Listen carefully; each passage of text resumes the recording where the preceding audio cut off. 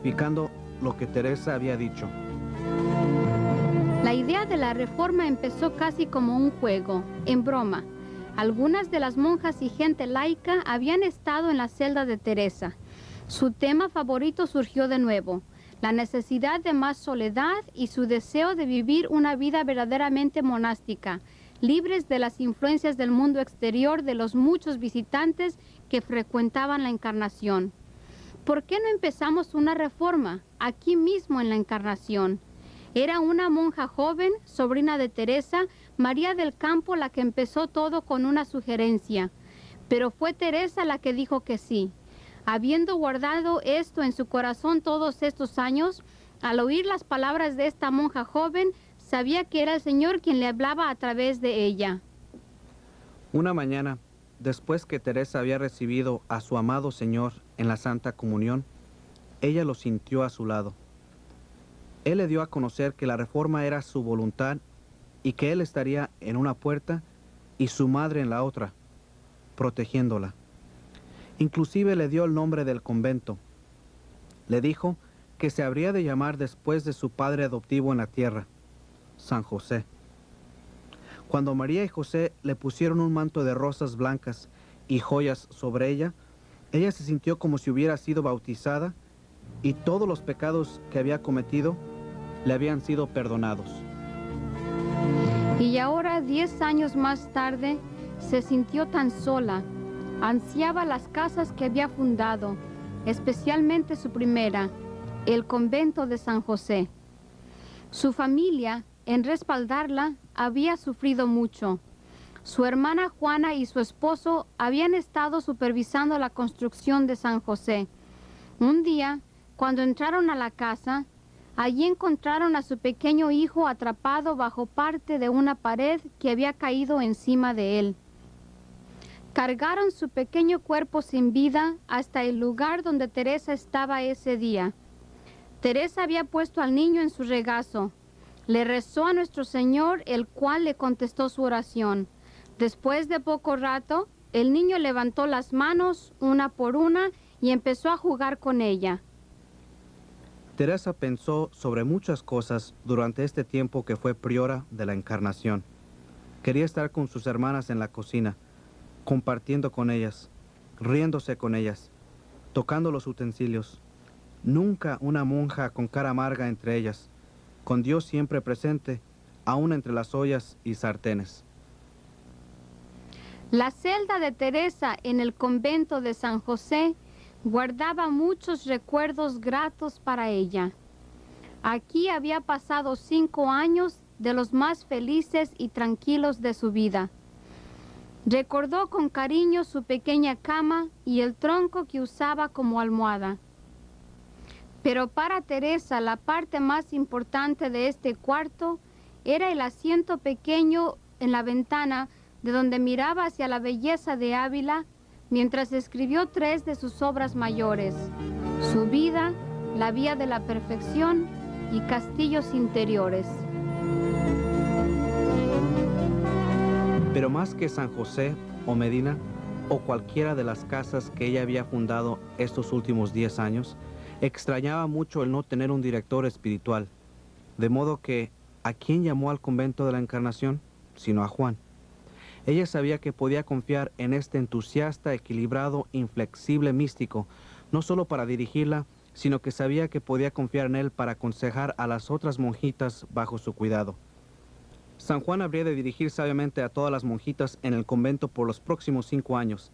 Teresa estaba tan orgullosa de él, aunque solo tenía 30 años, en algunos casos igual de joven o más joven que las monjas a quienes dirigía. Él se ganó la confianza y respeto de las monjitas. Lo que ella más profundamente admiraba en él era su falta de astucia, su ternura en tratar a los pecadores en el confesionario, su paciencia. Algunas veces esto atraía a mujeres cuyo enfoque no era el suyo. Un día, una mujer entró enérgicamente a su confesionario. Se había enamorado apasionada y efusivamente de él. Poco está escrito sobre la forma en que trató la situación, pero sí está documentado que ella se fue tranquila, las lágrimas corriendo por su cara.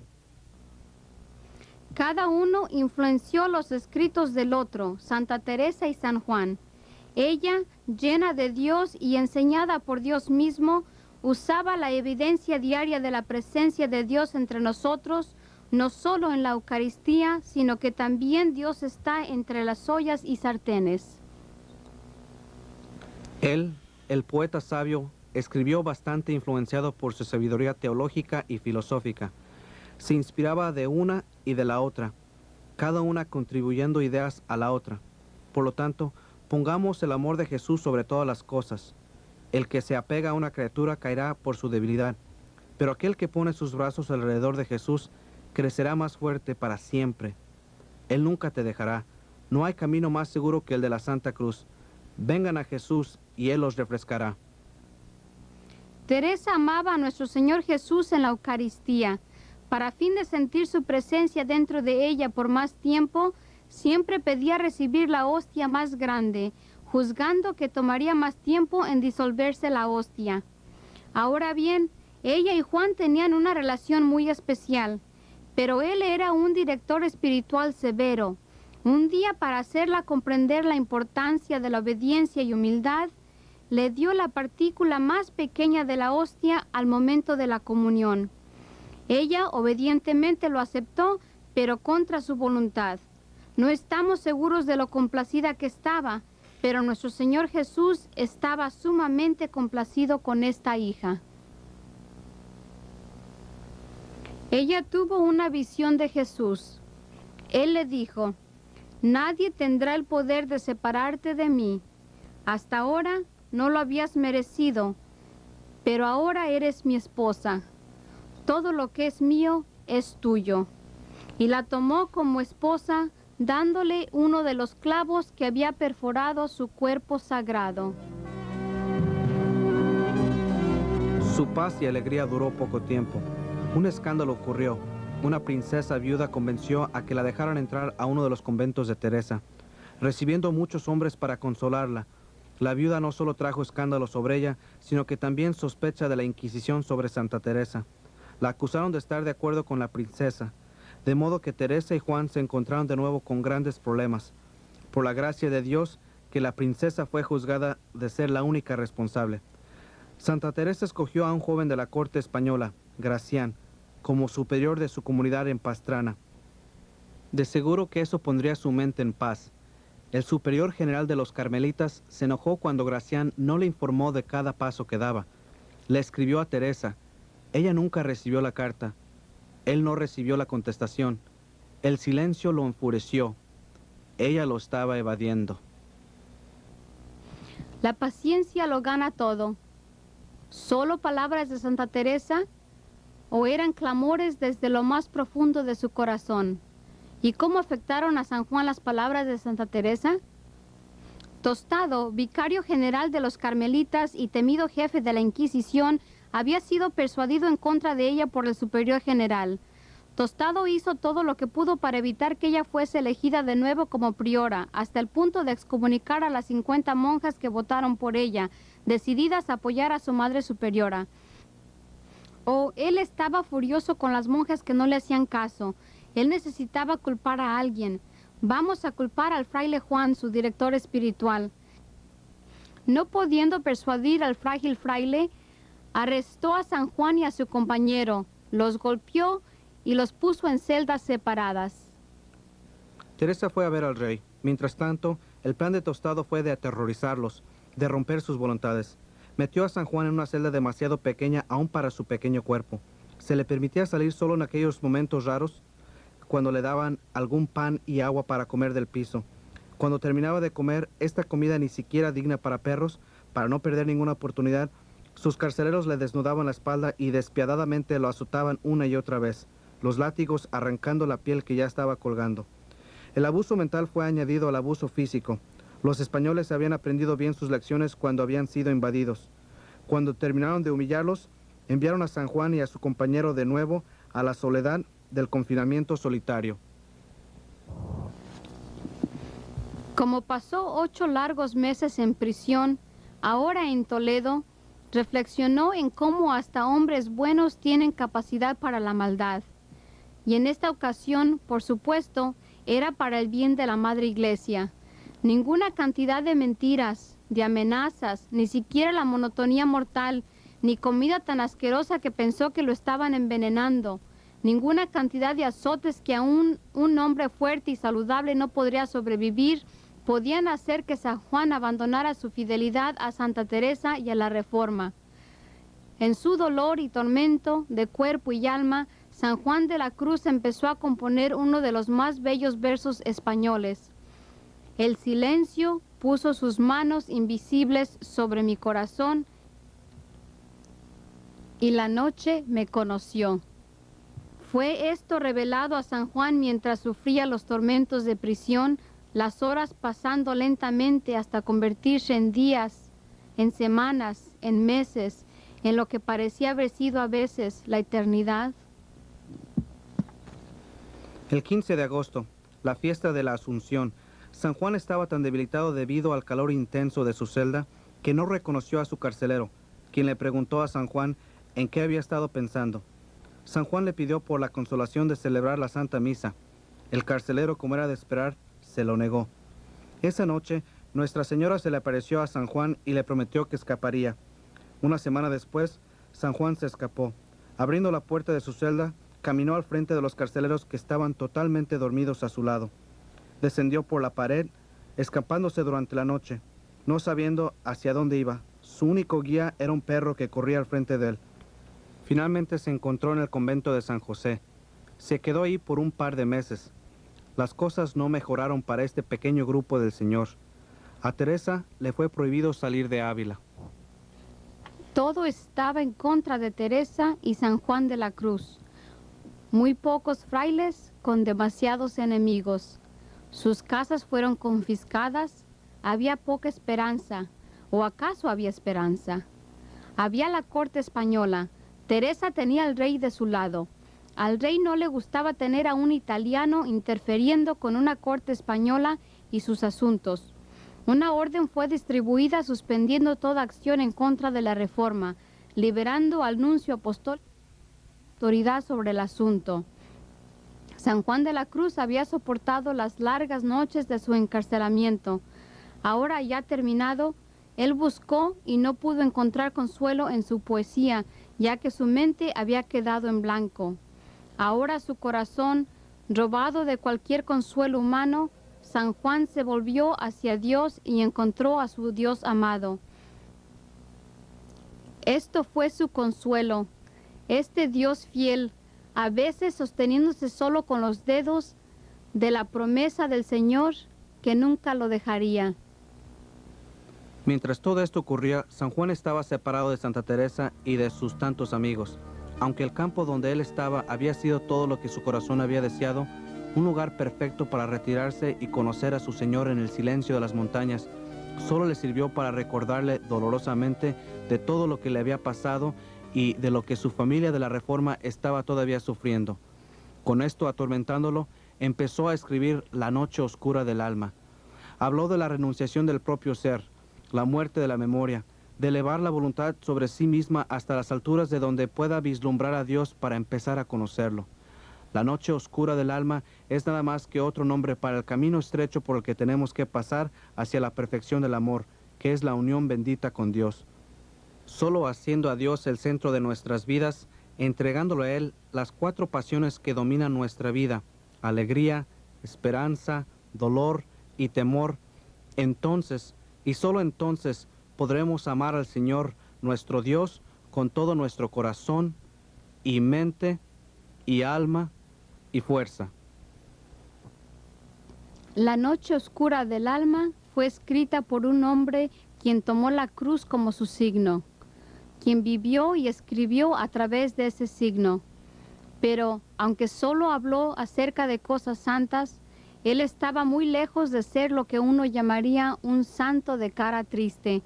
Hablaba con tanta alegría, a los frailes que él dirigía les encantaba escucharlo, buscando su compañía, aún en su tiempo libre caminando en el jardín. Ellos decían, él nos hace reír a todos. San Juan era un hombre que amaba apasionadamente. Él había aprendido a amar y a escribir con ese amor. Él escribió a su Señor su amor. Si no te veo, ¿de qué uso son los ojos? Para Santa Teresa su reforma ahora era legítima. Ella estaba tan orgullosa de todo lo que sus frailes estaban haciendo. Todo parecía ser un sueño maravilloso, pero su trabajo ya terminado, sus batallas peleadas y ganadas, Teresa estaba sintiendo el precio de todos esos años de lucha. Se estaba preparando para irse a su hogar celestial. Si tan solo pudiese ver a San Juan de la Cruz una vez más. Escribió a su provincial pidiendo ver a su pequeño fraile. Su petición fue negada. Por su parte, San Juan anhelaba regresar a su querida Castilla y a Teresa. Por fin su deseo y el de Santa Teresa habría de ser concedido. Se había sugerido que una casa de monjas se estableciese en Granada. Se decidió que San Juan sería el mejor para enviar a Ávila para suplicarle a Santa Teresa que fundara la casa en Granada. Pues ahora, 5 años después de la última vez que se habían visto, los dos amigos se volverían a encontrar. Este fraile a quien ella amaba tanto fue su más grande y único consuelo. Se había sentido sola en Ávila, extrañaba el visitar sus casas, la emoción de lugares nuevos y nuevas esperanzas, la adrenalina forjando batallas peleadas y ganadas. Ahora su cuerpo estaba cansado, había envejecido, pero no su espíritu. Con su fraile siempre joven, San Juan, aquí con ella, hasta sus viejos huesos se sentían jóvenes de nuevo. Pero Santa Teresa tuvo dificultades y desilusiones hasta el final, solo que ahora era con sus queridas hermanas en su reforma. Murió en camino, una vez más, para solucionar los problemas y para poner una de sus casas en orden. Muy enferma para continuar, en Alba de Tormes, Teresa, ya muy cansada, entregó su espíritu al esposo que siempre había amado. El 4 de octubre, su rostro mostró un brillo juvenil. Estaba hermosa. Sus palabras, por fin, una hija de la iglesia. Pronunciando su último acto de fe y obediencia, recitó el Miserere y su espíritu voló como una mariposa siendo puesta en libertad de un capullo. Gracián había sido el escogido por Teresa para provincial, pero mientras que era un diplomático y bastante apreciado, era incompetente. Ahora estaba siendo reemplazado. El nuevo superior de San Juan ni siquiera era un español, sino un italiano. Gracián era querido, pero no de confianza. Doria, el nuevo provincial, era de confianza, pero no querido. Aunque él sabía muy bien las fallas y defectos de Gracián, San Juan se sintió impulsado de prevenir a los frailes.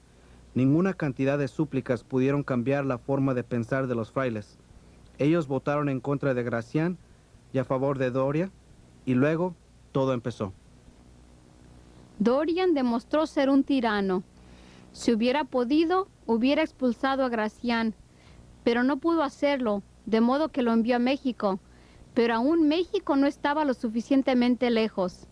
Así que trayendo a Gracián ante la Inquisición, lo acusó de publicar un folleto sin permiso.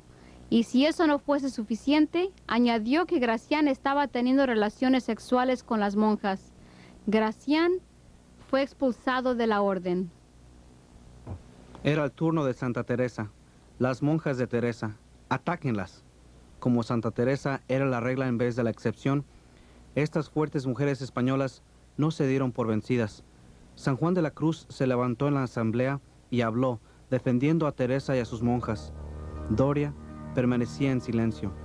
Mientras escuchaba a Juan, Doria tramó otro plan, enviarlo a Segovia como prior. Así es como lo silenciaría, por lo menos por ahora. San Juan esperó desde 1589 hasta 1591 en Segovia para ver qué más sucedería. Sabía que Doria nunca estaría satisfecho hasta que él desapareciera para siempre.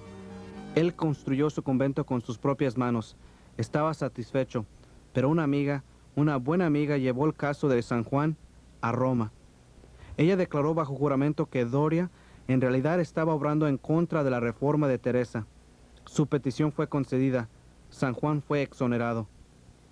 Cuando las noticias le llegaron a Doria, al principio gritaba con rabia, luego empezó a tramar. Trató de escándalo, trató de difamar los nombres de Santa Teresa y Juan. Cuando todo eso fracasó, decidió exiliar a San Juan a México. San Juan no se fue pacíficamente a México. No satisfecho de haber salvado su vida, San Juan no solo defendió a las monjas cuyos buenos nombres Dorian había tratado de destruir, sino también el de Gracián. San Juan fue privado de sus cargos y fue convertido de nuevo en un simple fraile. San Juan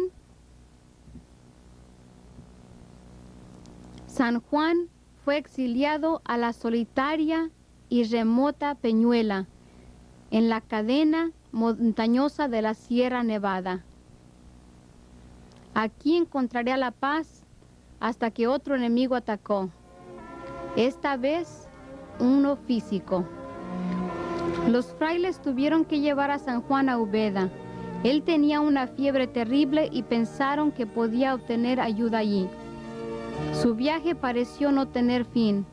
Mientras su cuerpo adolorido era sacudido encima de una mula, su lengua pegada al paladar, mientras su temperatura subía, úlceras desgarrando su estómago como vidrio molido, sin poder comer nada excepto un poco de espárragos. Cuando llegó a Úbeda, el prior, recordando cómo él había sido una vez prendido por San Juan, lo puso en la celda más fría, húmeda y pequeña que pudo encontrar. Las semanas pasaron dolorosamente. El 14 de diciembre, Juan se puso silencioso. Había una aura de luz perfecta y de paz rodeándolo, envolviéndolo. Él exclamó, «Estaré esta noche en el cielo». Al decir las palabras, «En tus manos, oh Señor, encomiendo mi espíritu». El fraile que lo sostenía vio una triple corona rodeando su cabeza, mientras que un perfume dulce llenaba el aire. San Juan ya no sufría. Había dado su último suspiro. Su rostro estaba radiante. Así se fue el pequeño carmelita, amigo y ayudante, en su último viaje a su última casa. Las personalidades opuestas y los dones de San Juan y Teresa se complementaban el uno al otro, creando una canción armoniosa, como los ángeles cuando cantan durante el sacrificio de la Santa Misa. Tuvieron la libertad de aceptarse uno al otro y a sus dones, y debido a esto, hasta hoy día, su canción todavía llena el aire. Ella tuvo el valor, la fuerza y determinación de un conquistador. Él tuvo la comprensión, la ternura, la intuición y la emoción de un recién casado, bebiendo la experiencia de la luna de miel con su Señor. San Juan era un católico español, un sacerdote, un confesor y un poeta. No importando el precio, él vivió y murió un hijo católico fiel a su vocación, a su sacramento. Oh, él amaba a su madre, la Santa Iglesia.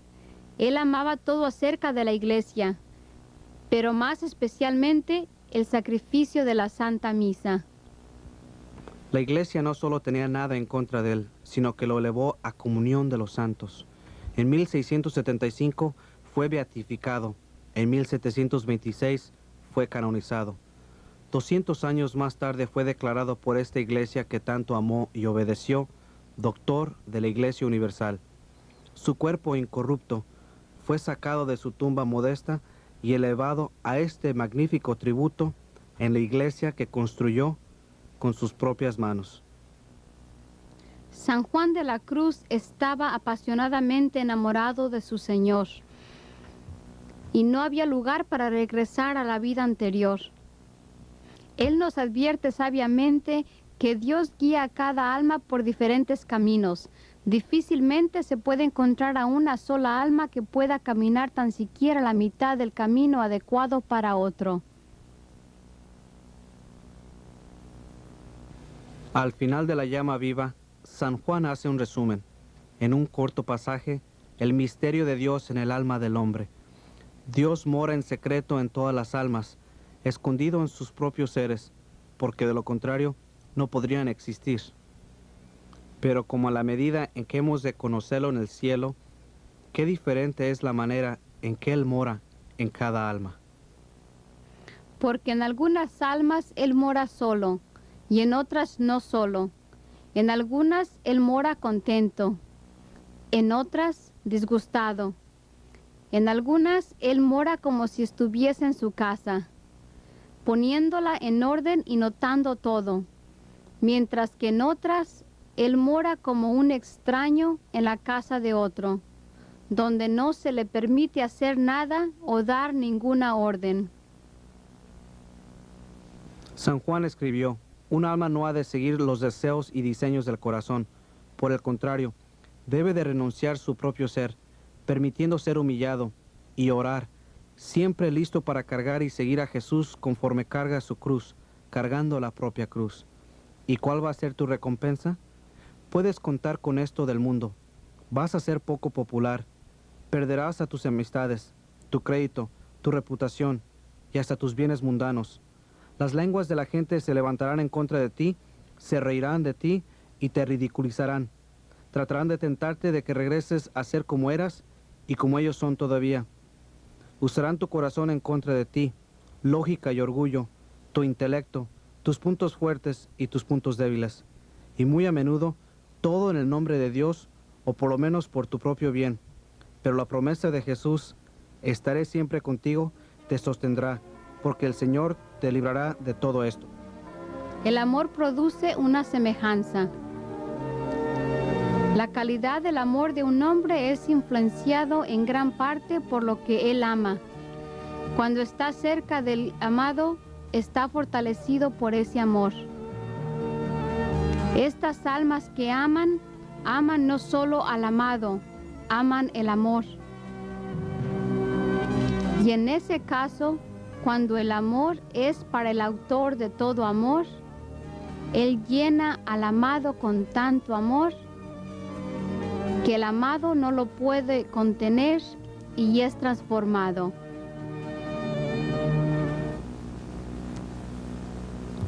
El amor del Señor reina sobre el corazón humano que lo ama. Entonces, la mente empieza a entrar en ese romance místico que el drama humano no puede empezar a sentir o a entender.